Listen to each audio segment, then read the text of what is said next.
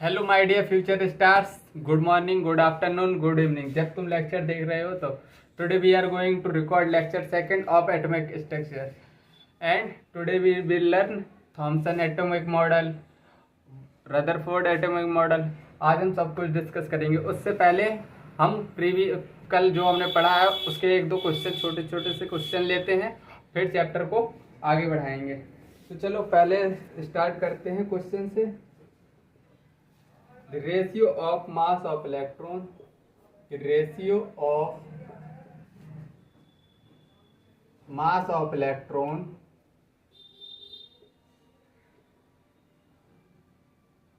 that the mass of that of sorry that of the mass of hydrogen atom, mass of hydrogen atom is A option 1:3871, B option 1:1837, C option 1:1296, D option 1:3781। तो ratio of electron to mass of proton पूछा है। तो हमने पढ़ा था ना कि mass of electron किसके बराबर होता है, 1837। मास ऑफ प्रोटॉन या न्यूट्रॉन, ये पढ़ा था हमने। तो बस देख लो इसका रेशियो 1:1837 कहाँ दिया है, सेकंड ऑप्शन में। मतलब ये ऑप्शन हमारा क्या है, करेक्ट ऑप्शन है। ठीक है, ज़्यादा क्वेश्चन नहीं करेंगे, एक और क्वेश्चन कर ले रहे हैं मिल्कन्स वाइट ड्रॉप एक्सपेरिमेंट पे। बकाया तो मैंने वो सब कुछ बहुत अच्छे से पढ़ाया है, मॉड्यूल वगैरह से चेक कर लेना एक बार। मॉड्यूल वगैरह से क्वेश्चन करके खुद को टेस्ट करना क्या तुमने सही पढ़ा है। Millikan's white drop experiment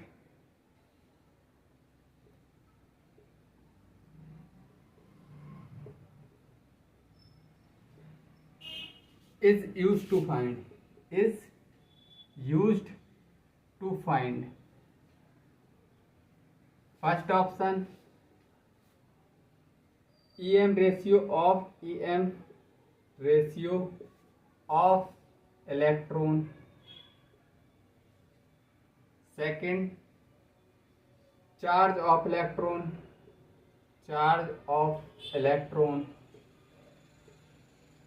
C option third mass of electron,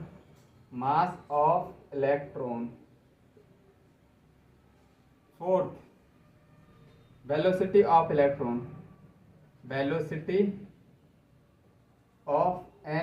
electron। तो मिल्कन्स वाइट ड्रॉप एक्सपेरिमेंट में क्या फाइंड किया गया था ये तो तुमको पता ही होगा, मैंने खूब अच्छे से पढ़ाया है यार।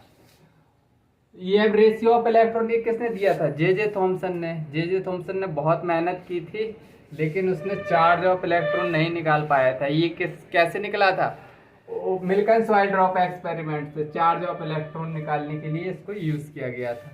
तो आई थिंक दोनों क्वेश्चन तुमको समझ में आ गए होंगे। तो चलो आज की हम कहानी आगे बढ़ाएंगे। आज हम पढ़ेंगे थॉमसन एटॉमिक मॉडल और रदरफोर्ड मॉडल, दोनों को अच्छे से समझेंगे।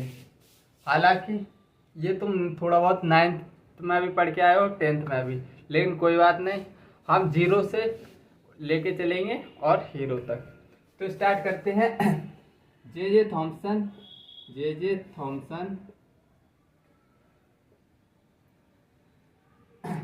Atomic model.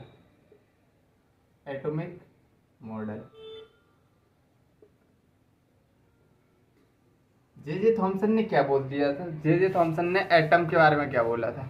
इसने बोला था, जे थॉमसन ने, एटम क्या है, स्फेरिकल होता है, और एटम में इलेक्ट्रॉन क्या होते हैं, स्फेरिकल होता है, और इलेक्ट्रॉन एम्बेडेड होते हैं। और ये जो वाइड स्पेस दिखाई दे रही है, ये सभी क्या है, बोल दिया उसने कि ये सब पॉजिटिव चार्ज है, पॉजिटिवली चार्ज। अरे इसको प्लम पुडिंग मॉडल भी बोलते हैं। क्या क्या बोलते हैं? और plum pudding model, plum pudding model.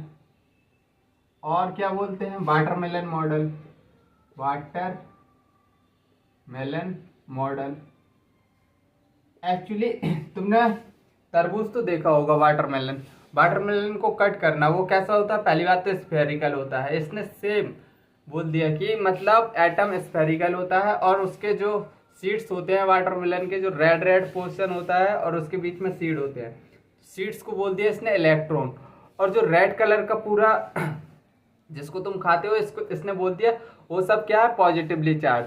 तो मतलब जे थॉमसन ने क्या बोला कि पहला स्टेटमेंट बोला atom is spherical in shape, spherical in shape, spherical in shape बोल दिया। दूसरा पॉइंट इसने क्या बोला? मतलब इसने बोल दिया positively charge are uniformly distributed. अरे रेड रेड पोर्शन पूरी जगह फैला होता है ना, तो मतलब इसने दूसरा पॉइंट बोला था कि दूसरा पॉइंट इसने बोला था रेडियस ऑफ एटम बता दिया था इसने, radius of atom, radius of atom बोल दिया था 10⁻⁻10 मीटर और 1 एंगस्ट्रॉम। थर्ड पॉइंट इसने बोल दिया था, क्या बोला था? कि पॉजिटिवली चार्ज है वो यूनिफॉर्मली डिस्ट्रीब्यूटेड है।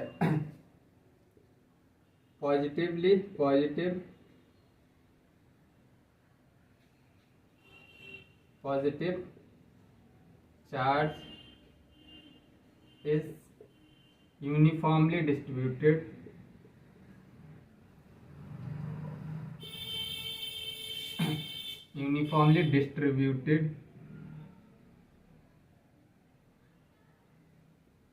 throughout the sphere,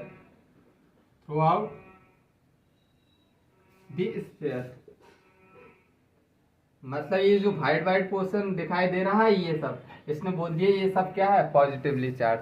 और इसने चौथी बात क्या बोली? इसने यही तो गलत बोल दिया कि इलेक्ट्रॉन को इसने बोल दिया कि अभी तो ये डिमेरिट में बताऊंगा, अभी नहीं बोलूंगा कुछ, तुमको कंफ्यूजन हो जाएगी। ठीक है, इसने पहला पॉइंट बोला एटम स्फेरिकल होता है, एटम की रेडियस 10⁻⁻10 होती है मीटर में, अगर एंगस्ट्रॉम में देखो तो 1 मीटर होती है। और नेगेटिव चार्ज क्या है? Uniform, positively charge uniformly distributed in the sphere. और निगेटिवली चार्ज पे इसने क्या कर बोला था? Electron are arrange in such a manner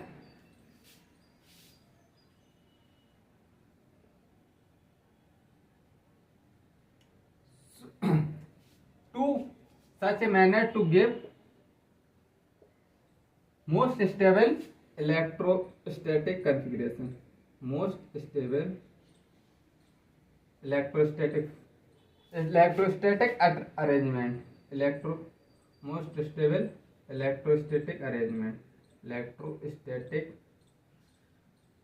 arrangement। इसने पॉइंट 4 बोले थे। इसमें से आप ये देखो, मेरिट इसमें इसने सही क्या बोला था? एक तो इसने मेरिट में इसको काउंट करेंगे कि अभी भी मतलब आगे चल के भी पता चला था कि हाँ एटम बेसिकली स्फेरिकल होता है। दूसरी बात रेड, ये भी मेरिट है इसकी, इसने सही बोला था कि इसकी रेडियस इतनी होती है, आगे चल के तुमको सब पता चलेगा। Positively charge uniformly distributed throughout the sphere, यही इसकी डिमेरिट थी कि पॉजिटिवली चार्ज को इसने क्या बोल दिया था? यूनिफॉर्मली डिस्ट्रीब्यूटेड बोल दिया। तो सबसे गलत पॉइंट बोला था इसने। Electron are arrange in such a manner to give most stable electrostatic arrangement, ये भी हालांकि मेरिट के हिसाब से देखेंगे हम। हाँ, एटम में इलेक्ट्रॉन मोस्टली इस तरह अरेंज होते हैं ताकि मोस्ट स्टेबल इलेक्ट्रोस्टैटिक अरेंजमेंट आए। ठीक है, तो ये इसकी क्या थी? मेरिट। अब चलो डिमेरिट भी देख लेते हैं। थॉमसन की डिमेरिट क्या थी? तो इधर ही देख लेते हैं। Demerit of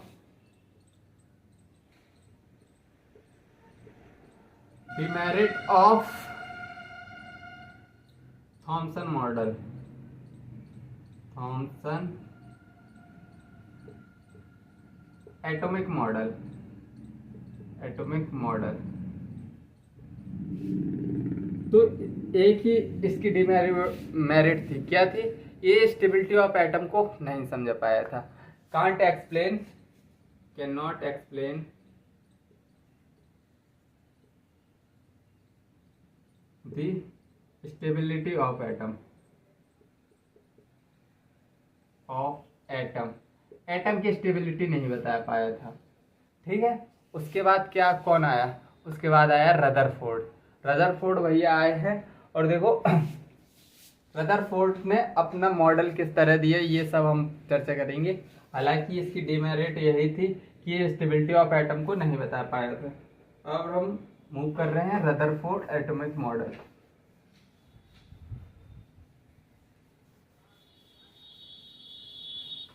Rutherford atomic model, heading लगाओ रदरफोर्ड, रदरफोर्ड एटॉमिक मॉडल। तो रदरफोर्ड ने बेसिकली क्या किया था? इसने एक डब्बा, सबसे पहले मैं डायग्राम बनाऊं क्या ये स्टेटमेंट लिखवाऊं? बताओ। सबसे पहले मैं लिखवा रहा हूं क्या? स्टेटमेंट लिख लो पहले। पहले statement, Rutherford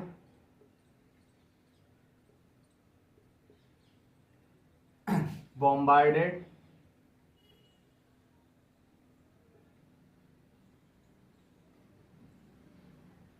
thin gold foil, thin gold foil with alpha particle, with alpha particle। इसने क्या करवाया? इसने अल्फा थिन गोल्ड की एक thin foil Lee.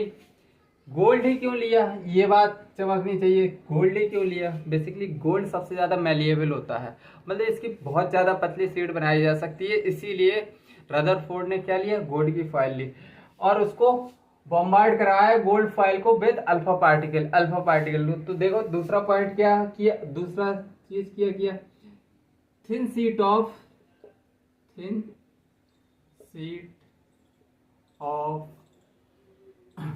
gold foil is surrounded by fluorescent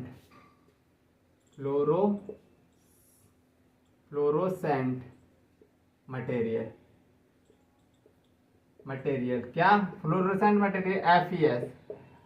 ये क्या? फ्लोरोसेंट मटेरियल लगा दिया बाद में, मतलब बॉम्बार्ड करवाया और थिन गोल्ड की फॉइल थी, उसके पीछे क्या? जिंक सल्फाइड की क्या लगा दी? एक लेयर लगा दी। और तीसरा पॉइंट क्या किया? तीसरा पॉइंट इसने किया व्हेनेवर जब अल्फा रेस किससे टकराएंगे? अल्फा रेस गोल्ड फॉइल से टकराएंगे तो क्या? लाइट इमिट होगी। व्हेन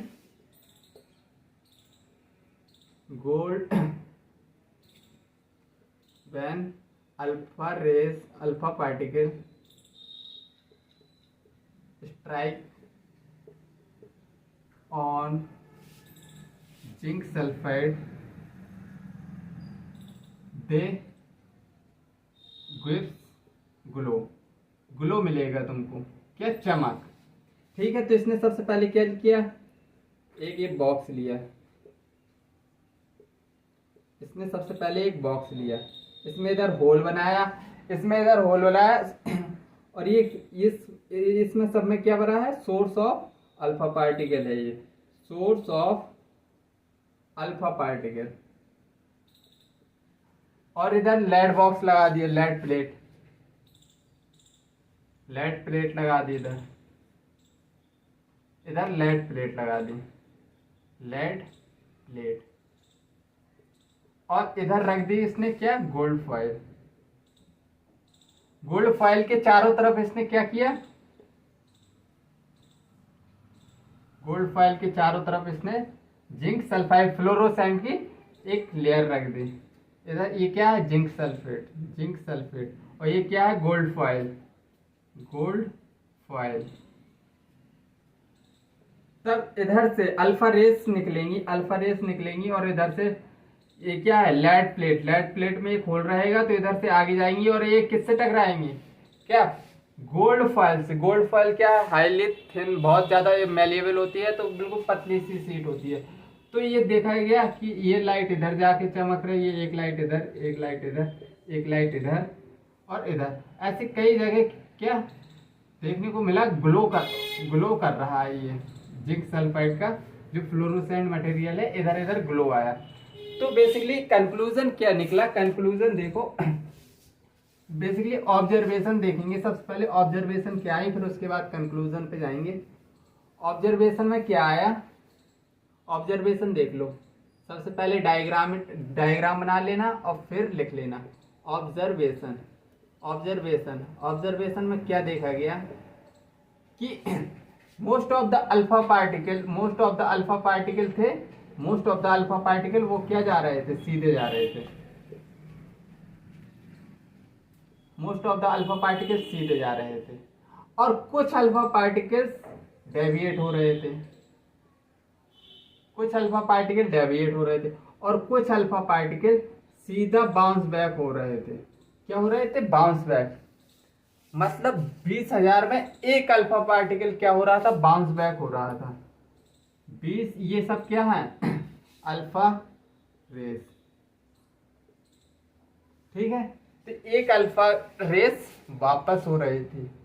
तो मतलब ऑब्जर्वेशन लिखेंगे सबसे पहले, ये तुमको दिखाई देगी कि ये गोल्ड फॉयल का एक्सपेरिमेंट हुआ था, तो उससे ये सब कंक्लूजन निकले थे कि most of the alpha rays क्या पास हो रही थी और कुछ एंगल पर डेविएट हो रही थी और कुछ बिल्कुल 180 डिग्री पर डेविएट हो रही थी। ठीक है, इतनी बात समझ में आई हो तो बताओ। तो इतनी बात समझ में आ गई। अब देखो ऑब्जर्वेशन में स्टेटमेंट लिख लो। चलो ऑब्जर्वेशन लिखते हैं, तो अब हम थ्योरेटिकल लिख लेते हैं। अभी तक हमने सबको समझ लिया कि डायग्रामेटिकली कि most of the alpha rays जा रही थी, कुछ डेविएट कर रही थी और कुछ अपने ओरिजिनल पाथ पर रिटर्न कर रही थी। तो अब हम थ्योरेटिकल लिखते हैं। अब इसको ऑब्जर्वेशन में most of the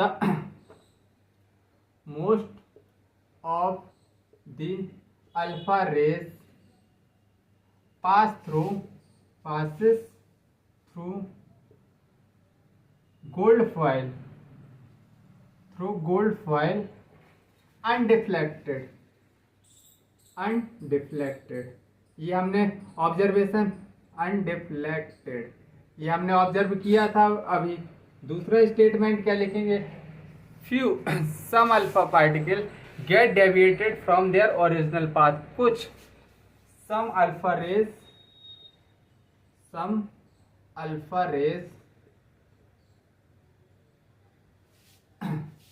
pass, some alpha ray deviates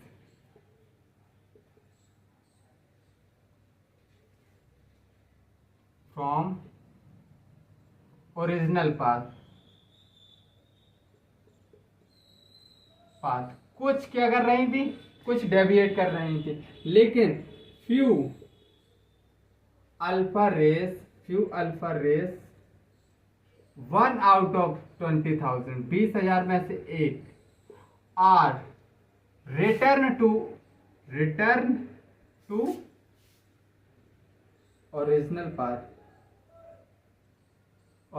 path. देखो छोटा सा ब्रीफ दे रहा हूं, ये न्यूक्लियस था, ये न्यूक्लियस, अरे ये एटम, ये न्यूक्लियस। सब most of the alpha rays क्या कर रही थी, पास कर रही थी, most of the alpha rays pass कर रही थी और कुछ जिस पाथ से जा रही थी उस पाथ से आउट ऑफ 20,000 में से एक, मतलब कि कितनी कम, मतलब एक रेस ऐसी थी जो रिटर्न कर रही थी और कुछ अल्फा रेस क्या हो रही थी, स्मॉल एंगल पर डेविएट हो रही थी। मतलब अब देखो ये हमारा कंक्लूजन लिखा है हमने कि most of the alpha rays pass through gold foil undeflected, बिल्कुल सही। Some alpha rays deviated from original path, बिल्कुल सही।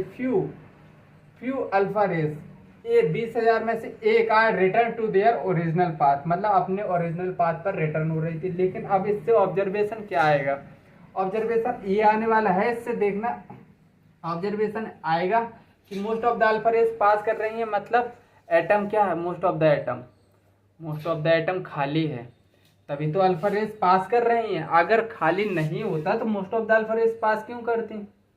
तो एक कंक्लूजन अब लिखेंगे हम कि क्या लिखेंगे कि मोस्ट ऑफ द एटम क्या है हमारा, खाली है। दूसरा, सम अल्फा रेज डेविएट, कुछ ही अल्फा रेज डेविएट हो रही हैं, तो इससे कंक्लूजन पता क्या निकलेगा? इससे कंक्लूजन ये निकलेगा, थॉमसन भैया ने बोल दिया था कि एटम है, एटम पे पॉजिटिव चार्ज निगेटिव चार्ज क्या है, एम्बेडेड है, और पॉजिटिव चार्ज क्या है, यूनिफॉर्मली डिस्ट्रीब्यूटेड है, पॉजिटिवली चार्ज यूनिफॉर्मली डिस्ट्रीब्यूटेड है। सम अल्फा रेज, अगर पूरी जगह पर पॉजिटिव चार्ज यूनिफॉर्मली डिस्ट्रीब्यूटेड होता तो फिर सभी अल्फा रेज डेविएट करती हैं, लेकिन इधर पे देखो पता चल रहा है कि कुछ ही जगह है जहां पर मतलब पॉजिटिवली चार्ज पार्टिकल एग्जिस्ट कर रहा है, यूनिफॉर्मली डिस्ट्रीब्यूटेड नहीं है, इतना तो पता चल गया। यूनिफॉर्मली डिस्ट्रीब्यूटेड होता तो सभी अल्फा रेज डेविएट करती, ये बात हमको क्लियर हो गई। ये इधर थॉमसन गलत हो गया अच्छे ढंग से, कैसे, कायदे से बैंड बजा दी रदरफोर्ड ने, ये मतलब अपने एक्सपेरिमेंट से। तीसरा ऑब्जर्वेशन देखो, फ्यू अल्फा पार्टिकल, मतलब कुछ अल्फा पार्टिकल, मतलब इससे पता चलता है जो पॉजिटिव चार्ज है बहुत छोटा है, बहुत ज्यादा छोटा है, तभी तो एक ही अल्फा रेस पास हो रही है 20,000 में से। समझो कि 20,000 में से एक अल्फा रेस पास हो रही है, मतलब न्यूक्लियस तुम इमेजिन नहीं कर सकते कितना छोटा होगा। ठीक है, अभी हम इसका रेडियस ऑफ एटम और रेडियस ऑफ न्यूक्लियस का रेशियो निकाल के इमेजिन करेंगे कि एक्चुअली इतना छोटा होता है न्यूक्लियस। ठीक है, तो सबसे पहले हम, अभी तो हमने समझ लिए है कंक्लूजन, लेकिन कंक्लूजन नोट में लिखना पड़ेगा, तो कंक्लूजन लिख रहा हूँ। कंक्लूजन तुम भी छाप लेना, तीनों कंक्लूजन लिखूंगा मैं। पहला कंक्लूजन क्या, पहला कंक्लूजन है मोस्ट ऑफ द एटम क्या है, एम्प्टी है, तभी अल्फा रेस पास हो पा रही हैं। Most of the atom is empty, पहला conclusion. Most of the atom कैसा है, खाली है बस। ठीक है, सेकेंड स्टेटमेंट, कुछ अल्फा पार्टिकल डेविएट हो रहे हैं, मतलब positive charge is not uniformly positive charge is not uniformly distributed, not लिखा है, distributed in an atom, it is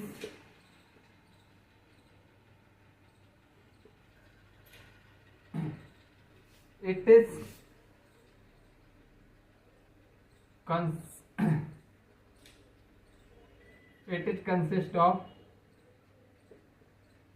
of very small portion. it consists very small portion. It consists very small space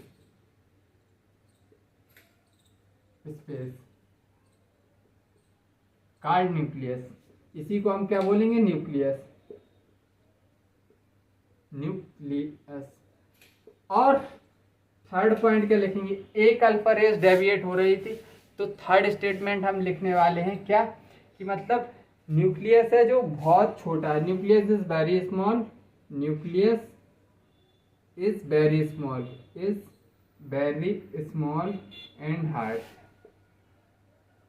and hard, तभी तो by race back हो रही है और positive charge है। अगर बड़ा होता न्यूक्लियस तो most of the alpha rays, अगर बड़ा होता न्यूक्लियस तो most of the alpha rays क्या अपना ओरिजिनल पाथ क्या रिटर्न कर रही होती, लेकिन ऐसा नहीं हो रहा है, बिल्कुल नहीं हो रहा।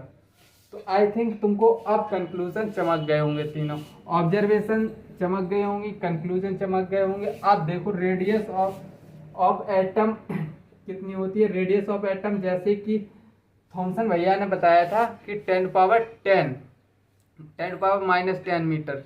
मतलब इसकी रेडियस, इसने भी, रदरफोर्ड ने भी एक्सपेरिमेंट किया, तो रेडियस ऑफ एटम 10⁻10 मीटर ही निकल के आई। भैया थॉमसन बहुत कुछ बता के गया था, हालांकि उसने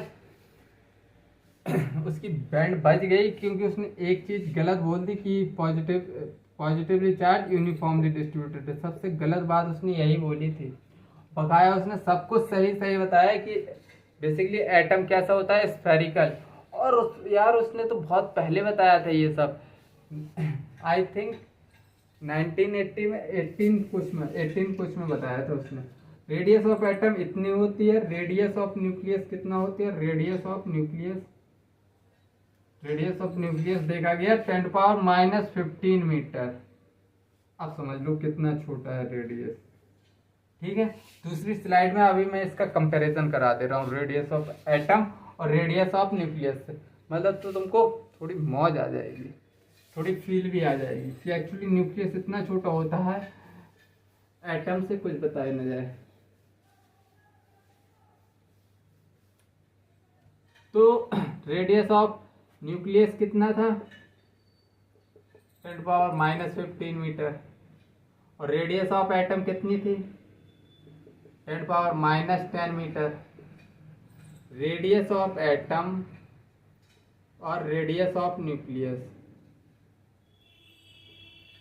रेडियस ऑफ एटम और रेडियस ऑफ न्यूक्लियस कितनी आएगी, 10⁻10 एटम की है, 10⁻15 न्यूक्लियस की, जिससे काट दो 10⁻5। मतलब radius of atom upon radius of nucleus.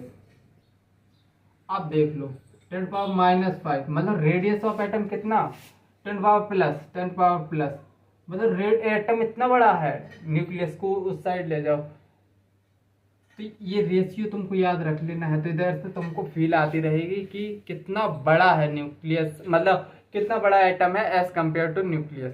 Nucleus 10⁻5 times, मतलब इकायदा, सैकड़ा, हजार, 10,000, लाख, मतलब 1,00,000 गुना छोटा है न्यूक्लियस, 1,00,000 गुना छोटा है एज कंपेयर टू एटम।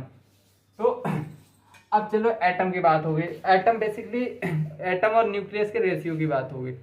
अब न्यूक्लियस और एटम का बेसिकली स्फेरिकल ही है, तो इनका हम वॉल्यूम भी कैलकुलेट कर सकते हैं, बिल्कुल कर सकते हैं। चलो करते हैं। तो वॉल्यूम ऑफ एटम और volume of nucleus, volume of atom क्या होगा, 4/3 पाई r³। ये तो सब कोई जानता है, ये वाला फॉर्मूला भाई मैथ पढ़ी है ना, 6-7 क्लास से स्टार्ट हो जाते हैं फॉर्मूले वॉल्यूम निकालने के लिए। वॉल्यूम ऑफ न्यूक्लियस निकालोगे तो कैसे आएगा, न्यूक्लियस 4/3 पाई r³। इन दोनों की रेडियस ऑफ एटम अलग है, रेडियस ऑफ न्यूक्लियस अलग है। ये दोनों कट गए अगर मैंने इसका रेशियो ले लिया तो r³/r³। मतलब मैं r/r' का क्यूब ले सकता हूँ, बिल्कुल ले सकता हूँ। और रेडियस ऑफ एटम कितनी है, रेडियस ऑफ एटम 10⁻10 है, और रेडियस ऑफ न्यूक्लियस है 10⁻15, बिल्कुल। तो इसका क्यूब करना है हमको, क्यूब कर लो, 10⁻30/10⁻15 मतलब 45 टाइम्स, मतलब ये कट पिट के 10⁻15 टाइम्स आएगा। मतलब एक ये रिजल्ट याद रख लेना, volume of atom upon volume of nucleus कितना है, 10⁻15। इसका रेशियो याद रख लेना बस। ये स्टार पॉइंट है, ये भी स्टार पॉइंट है, ये याद करके चलना है। इससे फील आएगी तुमको बेसिकली न्यूक्लियस कितना छोटा है, 1,00,000 गुना छोटा है। और वॉल्यूम का ये रेशियो, वॉल्यूम ऑफ एटम और वॉल्यूम ऑफ न्यूक्लियस। हाँ, कोई उल्टा मत कर देना। इससे अच्छा मैं तो ये जान रहा हूँ कि 2 चीजें अगर तुमको याद है, radius of atom, radius of nucleus, भाड़ में जाने तो ये रिजल्ट, ये डायरेक्ट तुमको अगर 2 चीज पता है, ऐसे समझ लो, तुम ऐसे याद कर लेना। रेडियस ऑफ एटम 10⁻10, सबसे ज्यादा कंफ्यूजन तुमको इधर ही आएगी, 10⁻−10 और 10⁻15। तो बस वही देख लेना भाई, न्यूक्लियस की इतने अच्छी तरह फील दिला दी। न्यूक्लियस छोटा होता है एटम के अंदर ही मिलता है, तो न्यूक्लियस तो वैसे छोटा होगा, तो मतलब रेडियस ऑफ न्यूक्लियस कितना होगी 10⁻⁻15। आई थिंक अब याद रहेगा तुमको, याद रहेगा नहीं, फिट कर दिया मैंने तुम्हारे दिमाग पे। अब तुम निकालना भी चाहो तो भी नहीं निकलेगा बेटा। अब हम देख ले रहे हैं क्या, पोस्टुलेट देख ले रहे हैं, लेकिन उससे पहले मोबाइल देखना जरूरी है, क्योंकि ये तुम्हारी तरह पढ़ाने नहीं देना चाहता। खैर चल रहा है मोबाइल तो। चलो, postulate of Rutherford atomic model समझते हैं। Postulate of Rutherford atomic model. देखो भैया, इसे बोलते हैं कॉन्फिडेंस। पोस्टुलेट दे दिए इसने, postulate of Rutherford atomic model. पहला पोस्टुलेट इसने क्या दिया, positive charge, positive charge, positive charge and mass of nucleus, mass of atom, mass of atom, mass of atom is densely condensed,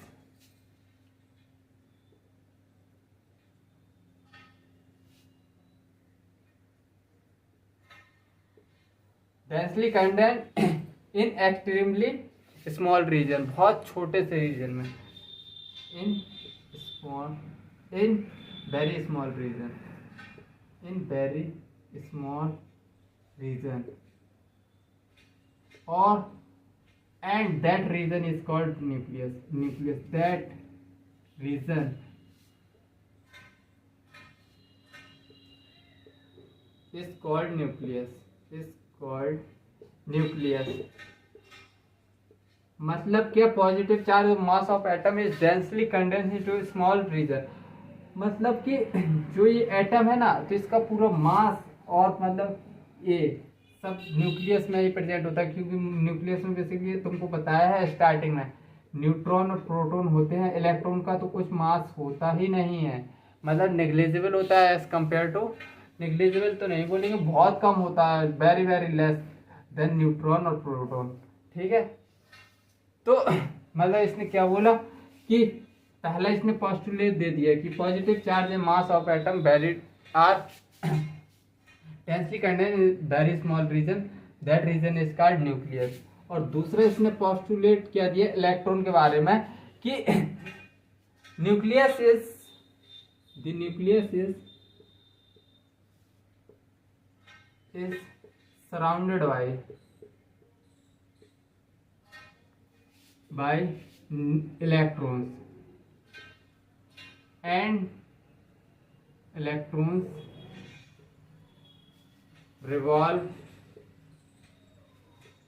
around the nucleus,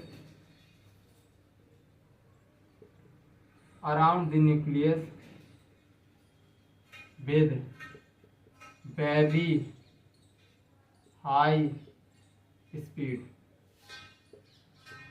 in an orbit or cell।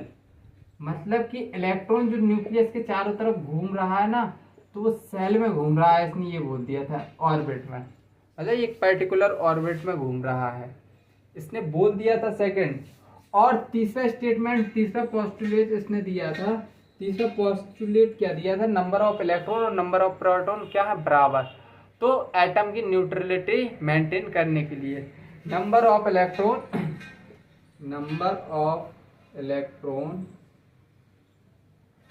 must be equal to number of proton। तो मैं to maintain neutrality of atom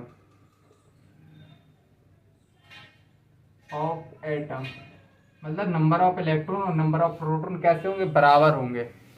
अब देखो तो कोई ना कोई तो उंगली करने आता है। इसने क्या बोल दिया पहले इसने बोला था ये पोस्टुलेट लिख देना। अब मैं चौथा पोस्टुलेट जिसमें थोड़ी हौच पौच होगा तो उसको पहले मैं बता दे रहा हूँ। इसने क्या बोला था, बेसिकली इलेक्ट्रॉन और जो न्यूक्लियस है, देखो इलेक्ट्रॉन, ये इलेक्ट्रॉन, ये न्यूक्लियस। फोर्थ पोस्टुलेट लिख रहा हूँ, electron and nucleus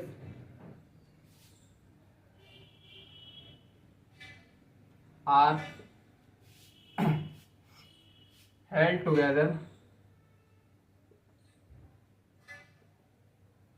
by electrostatic force of attraction, by electrostatic force of attraction, and this is balanced by centrifugal force,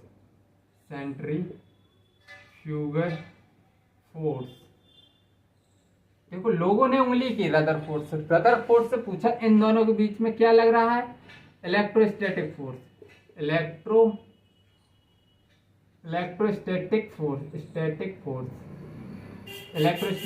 लग रहा है। इसने बोला हाँ, तो लोगों ने बोला कि इलेक्ट्रॉन को तो न्यूक्लियस में घुस जाना चाहिए था, मतलब ये अट्रैक्शन लग रहा है। तो इसने बोला नहीं, इसको बैलेंस करने के लिए एक सेंट्रीफ्यूगल फोर्स भी लगता है बाहर साइड। अरे यार तुम जब इस ऐसे सर्कुलर ट्रैक पे गाड़ी चलती है तो सेंट्रीफ्यूगल फोर्स और सेंट्रीपिटल फोर्स क्या होते हैं, एक दूसरे को बैलेंस करते हैं। तो इसने बोला है ये इलेक्ट्रोस्टैटिक फोर्स को कौन बैलेंस कर रहा है, सेंट्रीफ्यूगल फोर्स, जो कि बाहर की तरफ लग रहा है, इसने बोल दिया। तो लोगों ने बोला चलो ठीक है, लेकिन टांग खींचने वालों की कमी थोड़ी ना होती है। तो मैक्सवेल भैया आए, चलो ड्रॉबैक्स में लिखवाता हूँ, इतनी बातें समझ में आ गई हूँ आई थिंक।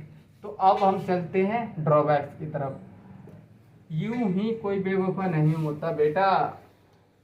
रदरफोर्ड की भी बैंड बजाने के लिए एक आदमी भेजा भगवान ने, उसका नाम था, इसने बैंड बजा दी थॉमसन के, और रदरफोर्ड की बैंड बजाने के लिए अब कौन आएगा, काफी साइंटिस्ट आएंगे, लेकिन जो मेन रोल अदा करेगा वो करेगा मैक्सवेल ने उंगली करना स्टार्ट कर दिया रदरफोर्ड के मॉडल में। तो इधर लिखते हैं drawback of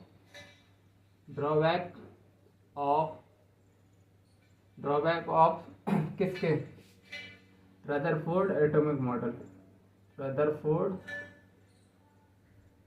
atomic model. Drawback, पहला ड्रॉबैक क्या था, according to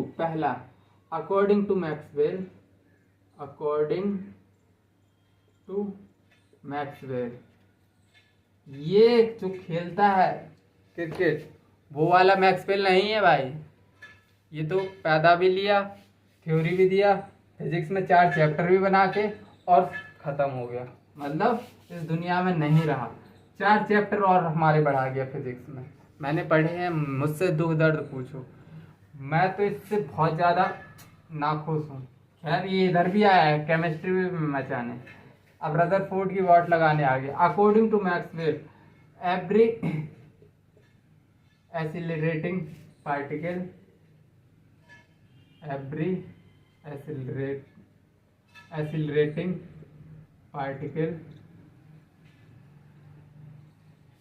emit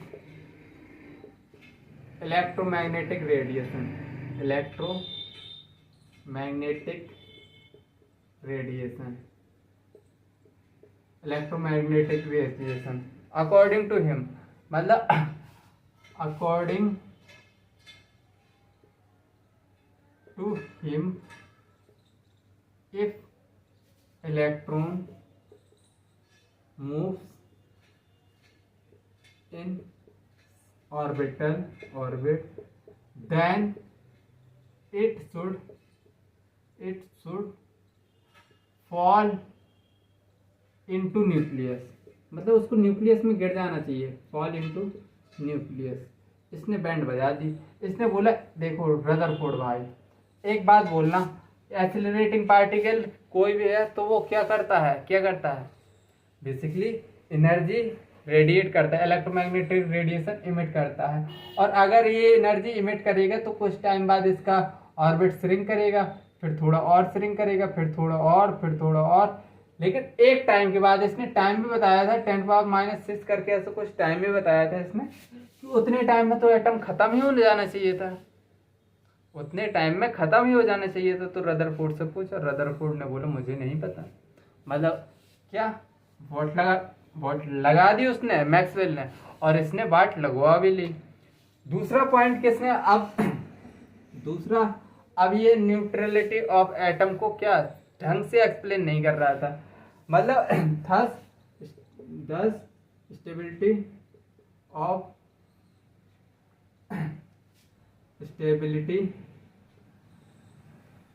of atom is thus stability of atom is neutral is not, क्या कर दिया था, thus stability of atom cannot explain satisfactory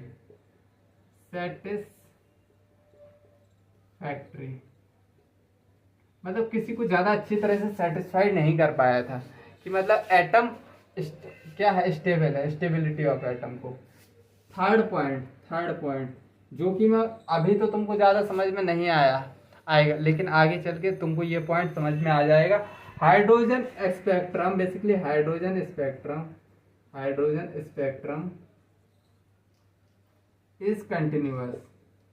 is continuous according to Rutherford,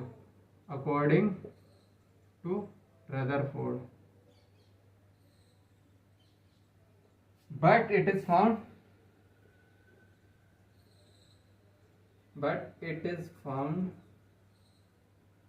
to be discontinuous.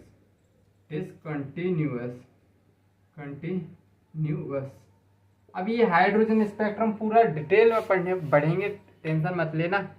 Basically तुम ये rainbow बनता है, ये इसी को हम रेनबो फॉर्म होता है, इसी को हम बोलते हैं स्पेक्ट्रम।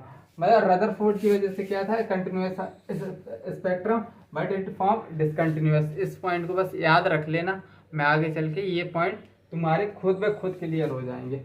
अब हम एक छोटे से पॉइंट पर और चलते हैं, रेडियस ऑफ न्यूक्लियस के बारे में थोड़ी डिस्कशन और करेंगे और अपनी कहानी आज ही खत्म करेंगे।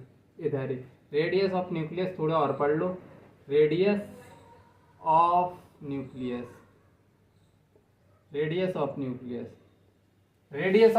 Basically for any atom, radius of nucleus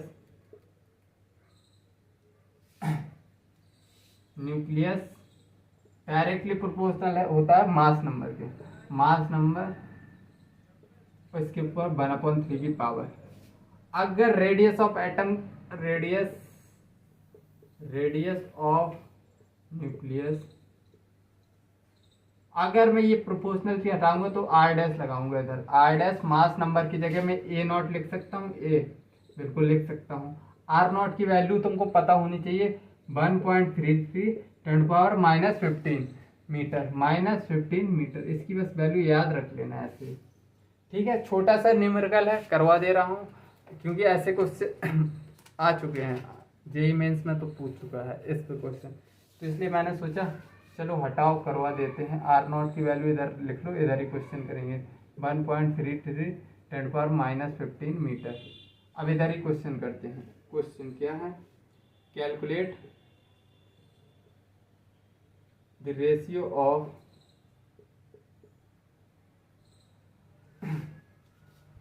radius of nucleus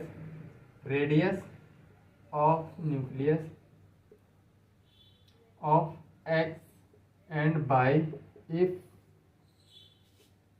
mass number of x and y are 8 and 27 respectively. Option दिया है कुछ 2:3, बी ऑप्शन है 3:2, सी ऑप्शन है 8:25, डी ऑप्शन है 27:8। तो इसने क्या बताया है? Ratio of radius, R1 x का और R1 वाई का किसके डायरेक्टली प्रोपोर्शनल है? R डैश ए की पावर 1/3, इधर भी R डैश ए की पावर 1/3। R डैश तो R डैश कट जाएगा ये, क्योंकि ये कांस्टेंट है। तो ए की पावर 1/3, एक्स का ए कितना है, मास नंबर कितना गिवन है? ए का मास नंबर 8, और वाई का मास नंबर 27, 1/3। तो इधर से 2:3, मतलब आंसर कितना आया? 2:3। ऑप्शन ए हमारा क्या है? करेक्ट है। तो आई थिंक आज का लेक्चर तुमको बहुत अच्छे से समझ में आया होगा। तो बहुत प्यारा लेक्चर था। आज के लेक्चर में कुछ भी ज़्यादा कैलकुलेटिव चीज़ें नहीं थी। जैसे अभी तक तो यार क्या चल रहा है, ऐसे ही चल रहा है कि थ्योरी, लेकिन जैसे ही जैसे आगे बढ़ेंगे न्यूमेरिकल आने वाले हैं। बस कल से देख लेना, न्यूमेरिकल सिर्फ न्यूमेरिकल्स होंगे। खैर उसकी ज़्यादा टेंशन नहीं लेना है। जो थ्योरी करवाई है, जितना करवाया है, अपना उतना रिटन में करते जाना, मतलब लिखते जाना, नोट्स बनाते जाना साथ साथ, तो ज़्यादा बेटर रहेगा। और बकाया तो बस खुद की मेहनत। और हाँ, मैं इधर क्वेश्चन करवा रहा हूँ, बेसिकली ज़्यादा करवाऊँगा, लेकिन तुमको साइड से ये भी तो चेक करना है कि यार हमको इधर के भी क्वेश्चन बन रहा है, उधर के भी। ब्लाइंडली ट्रस्ट मत करिए किसी पर। एक बार उसका लेक्चर देखिए और फिर उसके टॉपिक के क्वेश्चन कीजिए। अगर क्वेश्चन हो रहे हैं तो देन वेल एंड गुड, मतलब सही जगह देख रहे हो। अगर नहीं बन रहे हैं तो फिर अच्छे एजुकेटर को तलाशना पड़ता है। क्योंकि मैं जो पर्सनली देखता हूँ यूट्यूबर, 2.5 घंटे में पूरा लेक्चर खत्म, ये पूरा चैप्टर खत्म, ये चैप्टर खत्म, मुझसे नहीं होता। मैं प्रॉपर एक बार पढ़ा भी चुका हूँ नीट के पूरे लेक्चर्स, तो मुझे टाइम लगता है। और मैं कुछ भी स्टार्ट करता हूँ तो बेसिकली मैं 0 से स्टार्ट करके हीरो तक ले के जाता हूँ। बीच बीच में कट पिट करने की आदत नहीं है। तो बेटा अच्छे से मुझे फॉलो करो। अगर फॉलो करते हो तो देखो, ब्लाइंडली मेरे पर भरोसा करो, मैं तुमको आगे लेके जाऊँगा। बाय, जय हिंद, टेक केयर।